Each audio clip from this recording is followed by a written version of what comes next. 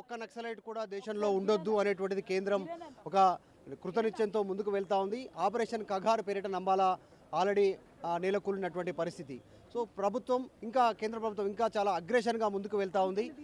సాంస్కృతిక సారథి తెలంగాణకు సంబంధించినటువంటి చైర్మన్ గద్దర్ వెన్నెల ఉన్నారు, ఆమెతో మాట్లాడదాం. ఆపరేషన్ కగార్ని ఆపాలనేటువంటి డిమాండ్ మీరు చేస్తూ ఉన్నారు. కేంద్ర ప్రభుత్వమేమో 26లో కంప్లీట్ చేస్తామనేటువంటి స్టేట్మెంట్తో ముందుకు వెళ్తా ఉంది. ఏం చెప్తారు? ఇది కగార్ ఆపరేషన్ని ఆపాలని యావత్ భారతీయులంతా డిమాండ్ చేస్తున్నారండి. ఈరోజు మన తెలంగాణలో ఆల్రెడీ గత నెల నుంచి అన్ని సంఘాలు, ఉద్యమకారులు, స్టూడెంట్స్, జర్నలిస్టులు, మేధావులు అందరూ కలిపి ఈ కగార్ ఆపరేషన్ ఆపడానికి ఎవరంతా వాళ్ళు మీటింగ్స్ కండక్ట్ చేస్తున్నారు. అట్లాగే గద్దరన్న గారి శ్రీమతి గారు విమలా గద్దర్ కూడా గవర్నర్ గారికి వినతి పత్రం ఇవ్వడం జరిగింది. అట్లాగే ప్రెసిడెంట్ గారికి, ప్రైమ్ మినిస్టర్ గారికి, హోంశాఖ మంత్రి గారికి కూడా వినతి పత్ర రిజిస్టర్ పోస్ట్ చేయడం జరిగింది. ఈరోజు రౌండ్ టేబుల్ కాన్ఫరెన్స్ ముఖ్య ఉద్దేశం ఏమనగా అంటే ఫస్ట్ కగార్ ఆపరేషన్ నిలిపివేయాలి. మీరు ఏ విధంగా సింధూర్ ఆపరేషన్ నిలిపివేశారో అదేవిధంగా దీన్ని కూడా నిలిపివేయాలి.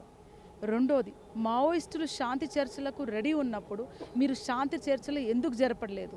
శాంతి చర్చలు జరపండి, వాళ్ళు కూడా భారతీయులే కదా అనేది రెండోది. మూడోది ఏంటంటే మీరు భారత రాజ్యాంగాన్ని అమలుపరచండి. భారత రాజ్యాంగంలో ఏమన్నారు? భారతీయులమంతా ఒకటి. భారతీయులు ఏమైనా తప్పు చేస్తే, ఇంకేమన్నా విధ్వంసం సృష్టిస్తే దాన్ని ప్రూవ్ చేసి శిక్షించండి. కానీ ఎక్కడ రాసి ఉందండి? మీకు డెడ్ లైన్ డేట్ ఇచ్చేసి మిమ్మల్ని హతం చేస్తానని. ఇది నిరంకుశిత పాల. ఆ పాత సినిమాలలో చూపిస్తున్నారు చూడండి. అలాంటి పాలన ఈ బీజేపీ ప్రభుత్వం మోడీ గారి ఆధ్వర్యంలో జరగడం చాలా భయాందోళన గుర్తు చేస్తారు. అంటే they are giving deadline to the citizens of India. అంటే రేపు అది నాకు కావచ్చు, మీకు కావచ్చు, ఎవరైనా ప్రశ్నిస్తే వాళ్ళకు డెడ్ లైన్ ఇచ్చి అందరు చూస్తుండగా నరకేయడం, చంపేయడం జరుగుతుంది. మీరు 2028 లోపల 2026 లోపల తుదిముట్టిస్తామంటే ఎవరిని తుదిముట్టిస్తారు? మీరు నక్సలైట్లు ఎందుకు తయారవుతారు? మావోయిస్టులు ఎందుకు తయారవుతారు? వాళ్ళ డిమాండ్లు ఏంది అసలుకి అని ప్రజలకు తెలియజేసిన బాధ్యత ప్రభుత్వానికి ఉంది. తుదిముట్టేయడం అంటే ఏంది? మీరు తుదిముట్టియాలంటే కన్నీళ్లను తుదిముట్టియండి, ఆకలిని తుదిముట్టియండి, నిరుద్యోగాన్ని తుదిముట్టియండి, ఎవరైతే రేపులు చేసి బహిరంగ తిరుగుతుండో రేపిస్టులను తుదిముట్టియండి, దళారీదును తుదిముట్టియండి, అలాంటి నిరుద్యోగాన్ని తుదిముట్టియండి. అలాంటి సమస్యలను, కష్టాలను, కన్నీళ్లను అవి ముట్టియకుండా, అవి అంతం చేయకుండా మీరు మనుషుల్ని చంపుతాం అనేది అది చాలా స్పష్టంగా తెలుస్తుంది. భారత రాజ్యాంగాన్ని వీళ్ళు కాలా రాస్తున్నారని.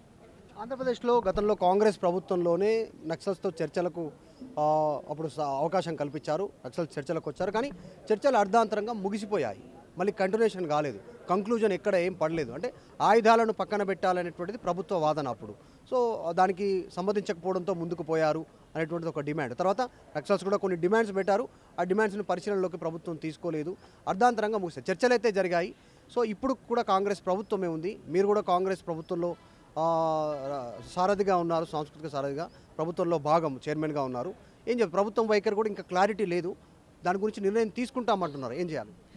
ఆల్రెడీ ఈ కగార్ ఆపరేషన్ స్టార్ట్ అవ్వగానే మన ముఖ్యమంత్రి గారు రేవంత్ అన్న గారు దీని మీద రియాక్ట్ అయ్యారు. హరగోపాల్ గారు, మొత్తం టీం అంతా, శాంతి చర్చలో ఉన్న టీం అంతా రేవంత్ అన్న గారిని కలిసినప్పుడు తప్పకుండా దాని మీద నేను చర్య తీసుకుంటానని, దానికి సంబంధించిన ఇమీడియట్ కమిటీని కూడా ఫామ్ చేయడం జరిగింది. దానికి సంబంధించిన జానారెడ్డి గారు, అప్పుడు కూడా శాంతి చర్చలో భాగంలో ఉన్న జానారెడ్డి గారితో కూడా తను ముఖ్యమంత్రి గారు మాట్లాడడం జరిగింది. అట్లాగే మన సీతక్క గారు కూడా మాట్లాడడం జరిగింది.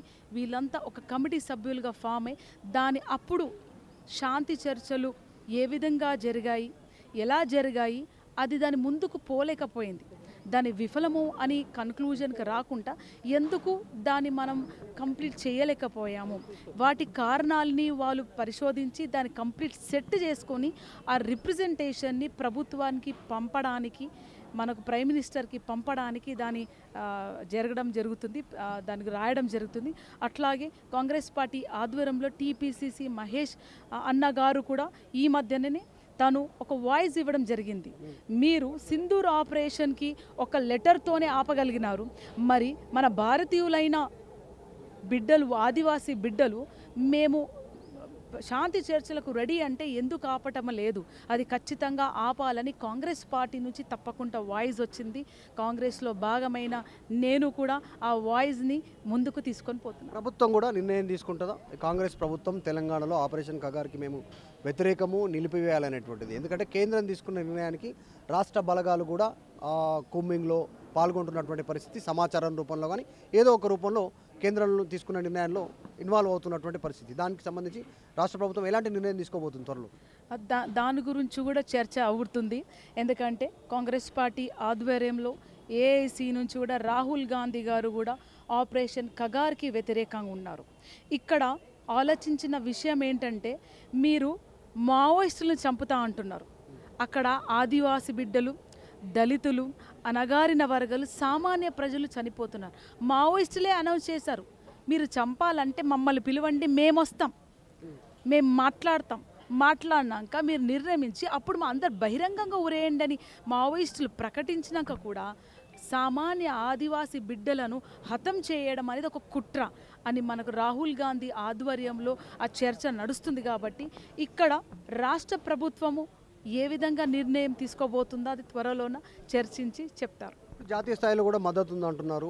ఆపరేషన్ కగార్ ఆపివేయాలనేటువంటిది డిమాండ్కు కాంగ్రెస్ మద్దతు ఉందంటున్నారు.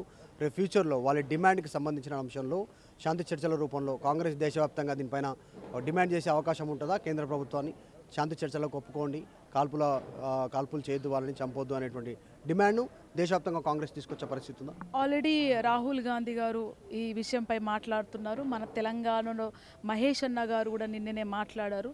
తప్పకుండా శాంతి చర్చలు జరిపించాలి. మనం కాంగ్రెస్ పార్టీ ఆధ్వర్యంలో వైఎస్ఆర్ గారి ఆధ్వర్యంలో శాంతి చర్చలు జరిగాము. అదేవిధంగా శాంతి చర్చలకు సంబంధించిన మనం దాన్ని ఏ విధంగా పోవాలి అనే నిర్ణయానికి మేము తప్పకుండా సపోర్ట్ చేస్తాం. మీరు శాంతి చర్చలు జరపాలని ఖచ్చితంగా మనం కాంగ్రెస్ పార్టీ ఆధ్వర్యంలో నిర్వహిస్తున్నాం. చివరిగా ఏం చెప్తారు? చివరిగా తల్లుల ఏదైతే కడుపులున్న తల్లులకు సపోర్ట్ చేస్తూ ఒక ఆడబిడ్డగా, ఒక తల్లిగా ఎంటైర్ తెలంగాణ నుంచి భారతదేశం, భారతీయ పౌరులమంతా వాళ్ళకు సపోర్ట్ చేస్తూ ఈ రౌండ్ టేబుల్ కాన్ఫరెన్స్ నిర్వహిస్తున్నాము. వాళ్ళకి సంబంధించిన ఒక పాట, కన్నా తల్లి అడుగుతుంది నా కన్నా గుడ్డు యాడుందా అని, ఆ కాజలలు అడుగుతుండ్రు మా కన్నా తోడు యాడుందా అని, ప్రజలని ప్రశ్నిస్తున్నారు మా అన్నదమ్ములు యాడా అని, ప్రజలని నిలదీస్తుండ్రు మా అక్క చెల్లెలు యాడా అని, ప్రభుత్వాన్ని నిలదీస్తుండ్రు మా బిడ్డలను సూపమని, జల్ జమీన్ జంగలని జంగు సైరనూదినోలు, దోపిడిని హతం జయ్య దొంగలను హతం జయ్య, కన్నీలు తూడ్వనీకే కష్టాలను మాపనీకే కాల్పుల్లో అమరులైనరు ఈ కన్నా బిడ్డలను చూడు, పేదలకు బలి అయినరు ఈ కన్నా బిడ్డలను చూడు, అమ్మాలంతా ఐక్యమై అక్కాజెల్లలు ఐక్యమై అయ్యాలంతా ఐక్యమై అన్నాదమ్ములు ఐక్యమై ప్రజలను ప్రశ్నిస్తున్నారు మా కన్నా బిడ్డలు యాడా నిలదీస్తున్నారు, బిడ్డను ఇవ్వమని పాలనకై పోరు చేస్తున్నారు మాకు బిడ్డను ఇవ్వమని, ఆ చివరి చూపు చూపమని, ఆ బూడిదను అని. చనిపోయినాక మావోయిస్టులు, నక్సలైట్లను, ఆదివాసులను కూడా హిందూ మతాన్ని కాపాడుతా అంటున్న ఈ బీజేపీ ప్రభుత్వము, మేము మా కన్న బిడ్డలను అప్పచెప్పండి, మేము హిందూ మతం రాక మేము వాళ్ళని దహన సంస్కారాలు చేయాలంటే కూడా ఆ బూడిదను కూడా అప్పచెప్పని ఈ హిందూ మతం అనే ఈ బీజేపీ ఎటువైపు తీసుకెళ్తుందో ప్రజలంతా గమనిస్తున్నారు. అందరు ఐక్యంగా ఉండి ఈ ఆపరేషన్ కగార్ని ఆపాల్సిందిగా కోరుతున్నాం. ప్రపంచంలో ఏ మూల ఏ క్షణం ఏం జరుగుతుందో వేగంగా తెలుసుకోవడానికి తొలి వెలుగు వాట్సాప్ ఛానల్ని ఫాలో చేయండి.